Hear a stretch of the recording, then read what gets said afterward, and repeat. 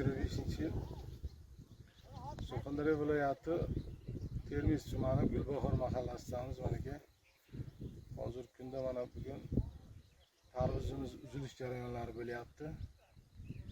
Ya'ni biz Argus F1 tarvuz urug'ini Toshkent shahridan Jasur akadan olgandik. Tarvuzni mana aka holati mana aka uzilmagan, mana hozir 10 kilolik tarvuzlar mana oldi, mana shular 12 kilo mana aka.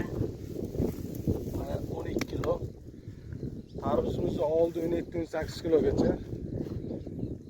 Jasur aka urug'ga gap bo'lishi mumkin emas, cho'tka, hech qanday kamchiligi yo'q. Hammasi mana aka. Mana ko'ringizmi? Hosildorliklari ham juda zo'r. Juda zo'r. 70 pachka olgandik aka, bilsangiz. Mana Gulbahorda 4,5 gektar, Qiriylikda 4,5, Manguzarda 2 hektar qolganini Xudoga shukr tonnani cho'tka beryapti. Tarvuzimiz o'rta hisobda aka 10 kiloda aylandi. Hozir ham taroziga tortib keldik.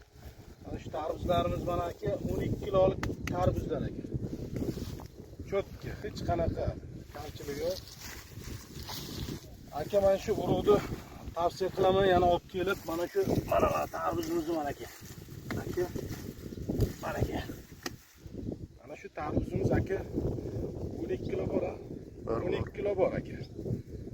17-18 kilogacha aka. Hech qanaqa aka gap bo'lishi mumkin emas, kasalga chidamli. Aka Argusni aka firmada olavering. Maslahatim. O'tgan yil ham bir tanishim ekkan ekan, cho'tka dedi, uydan cho'tka bo'lgan 12 ham. Hech qanaqa aka kamchiligi yo'q. Urug' uchun aka sizga kattakon rahmat aka. Mana bir joyda aka mana aka 15 kilo, 10 kilolik tarvuzlar aka. Assalomu alaykum hurmatli dehqonlar. Mana Argus F1 tarvuz navli urug'imizga kelganmiz. Hosilning pishish jarayoniga bemalol ko'rishingiz mumkin. Xudo xolasa hosildorligi juda o'ta yuqori. Mana